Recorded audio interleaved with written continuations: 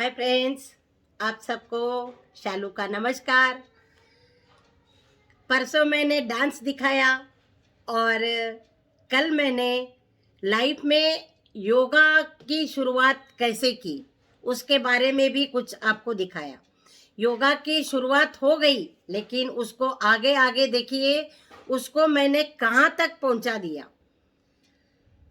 इन 4-5 साल में जिन्होंने योगा मेरे साथ शुरू किया, तो वो योग को ज्वाइन करके कहाँ तक पहुँच गए और उसमें मैंने क्या क्या एक्टिविटीज़ की, वो सब मैं आपको धीरे धीरे बताती रहूँगी। आज मैं आपको एक अलग वो बताना चाहती हूँ।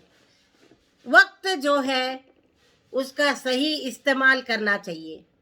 मैंने आपको पहले भी बता दिया था कि जो समय है उसका सही इस्तेमाल करना चाहिए, क्योंकि बीता हुआ जो समय है वो वापस नहीं आता। तो हमें हमेशा हमारे जीवन में ये सीख लेनी चाहिए कि जो भी समय आता है उसको हमें सही इस्तेमाल करने के लिए आना चाहिए। हर पल, हर वक्त, हर क्षण हमारा समाप्त होता जा रहा है। वक्त कभी भी रुकता नहीं है। वक्त जो है वो रेत की तरह है। वक्त जो है वो रेत की तरह है। कितना भी मुट्ठी में पकड़ लो, वो फिसलता ही रहता है। रेत की तरह फिसलता ही रहता है। तो हमें क्या करना चाहिए? उसको पकड़ना चाहिए और अच्छे से उसका हमें इस्तेमाल करना चाहिए। और शालू ने वही किया। मैंने कभी जिंदगी में अपना वक्त बर्बाद नहीं किया, उसका सही इस्तेमाल किया।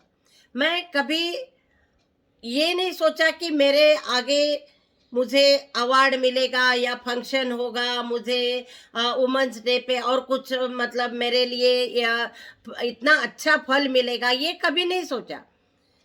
मुझे लोग बुलाएंगे, मेरी तारीफ करेंगे, और मैंने ये दिमाग में कभी रखा ही नहीं। मैं अपना कर्म करती गई और इस कर्म को करते करते मुझे पता ही नहीं चला कि मैं कहाँ तक पहुँच गई। पेंटिंग मन में आया, पेंटिंग करते रहो करते रहो। अरे बिक जाए नहीं बिक जाए, एग्जीबिशन करना था कर लो। और बाकी और भी चीज़ें, डांस करना है चलो करो। मन में इच्छा थी और वो मैंने पूरी की। उसके बाद नाटक करना था, नाटक किया, खूब नाटक किए, नुक्कड़ नाटक किया। और उसमें भी जो ये हैबिटेट सेंटर है उसमें नुक्कड़ नाटक किया हमने जंक फूड के ऊपर। उसमें कंज्यूमर्स इंडिया में मैंने ज्वाइन किया था और कंज्यूमर्स इंडिया की तरफ से हम लोग बहुत सारी लेडीज़ मिलके हमने हैबिटेट सेंटर में नाटक किया। क्या बढ़िया नाटक था और क्या लोगों की भीड़ हो गई वहाँ पे, और सब ने खूब तालियां बजाई, खूब एंजॉय किया। और मुझे उसमें भी जो लोग बैठे थे, प्रेक्षक जो बैठे थे देखने के लिए, उसमें से एक व्यक्ति आके स्टेज पे, मैडम आपकी एक्टिंग बहुत बढ़िया थी, बोल के मुझे एक अवार्ड दे के गए।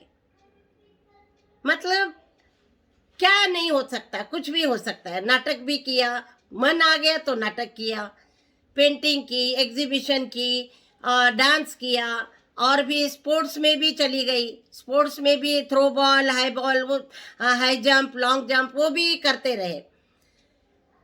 लेडीज़ का हमारा वही स्नेहा लेडीज़ एसोसिएशन का ग्रुप था, उसमें भी हम लोग स्पोर्ट्स में भी थ्रो बॉल मैच के लिए हम प्रैक्टिस करने जाते थे दिल्ली कन्नड़ स्कूल में।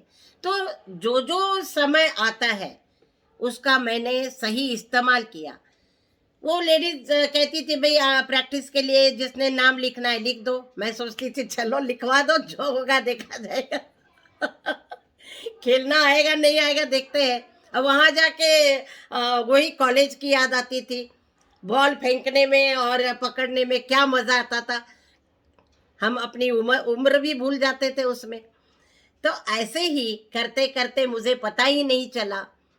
एक दिन मुझे 2014 में, शायद 13-14 है, तो उसमें मुझे कॉल आया दूरदर्शन से, बेंगलोर दूरदर्शन से। मैडम निर्मला एलिगार मैडम है, उनका फ़ोन आया।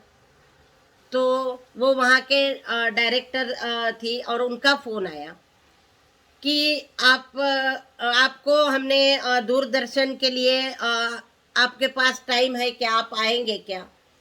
क्योंकि उन्होंने एक प्रोग्राम किया था वुमेन्स डे में, और उन्होंने अनन्य साधकीयरू, मतलब जिन लोगों ने नाम कमाया है कर्नाटक में, जिन्होंने बहुत सारा काम किया है, उसमें देखिए सुधा मूर्ति है। सुधा मूर्ति को कौन नहीं जानता है, बहुत लोग जानते हैं। सुधा मूर्ति है, किरण प्रसाद है, वसुंधरा भूपति है, और गंगूबाई हनगल है। संगीत में गंगूबाई हनगल, क्या आवाज़ थी उनकी शास्त्रीय संगीत में। और शांति देवी है, पद्मश्री शशि देशपांडे जी है, और गीता नागभूषण है, और Leela Devi are Prasad minister भी थी पहले, और अभी भी वो बेंगलोर में है, उनके साथ मैं कांटेक्ट में हूँ। और पद्मश्री कीर्ति मुजुमदार है। उसके बाद सुशीलाम्मा एसजी है, माया राव है, और भी यमुना मूर्ति है, और है बी सरोजा देवी को कौन नहीं जानता है। कर्नाटक में एक बहुत ही फेमस एक्ट्रेस थी, तो बी सरोजा देवी है। और बी जयश्री है। उन्होंने नाटक में भी बहुत सारे नाटक, क्या आवाज़ है उनकी, क्या दम है उनकी आवाज़ में, बहुत ही सुंदर उनकी उनका बहुत सुंदर आवाज़ है। और जो नाटक में, और वैसे वो जब स्टेज में आके जो गाती है ना, तो सारे लोग दंग रह जाते हैं। और भी गीता रामानुजम है, विजय लक्ष्मी बाळे कुंद्री वो है, पद्मा शेषाद्री है, और बहुत सारे लोग, बहुत सारी लेडीज़ को उन्होंने अवार्ड देने का सोचा था ना। उसमें वुमेन्स डे में प्रोग्राम रखा, और नारी सब लेडीज़ को उन्होंने, जो भी कर्नाटक में है अनन्य साधक ही रहो, मतलब अलग अलग फील्ड में जिन्होंने नाम कमाया है, उनका नाम लेकर उन्होंने उस दिन वुमेन्स डे में उन्होंने प्रोग्राम रखा था।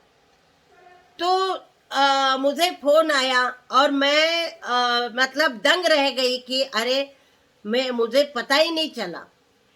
और उन्होंने जो मुझे बुलाया, और उसमें देवेगौड़ा प्राइम मिनिस्टर है, उनकी वाइफ थी, सुधा मूर्ति जी थी, तो बहुत सारी लेडीज़ वहाँ आई थी, बी जयश्री थी, और उन लोगों के साथ मेरा नाम जुड़ गया।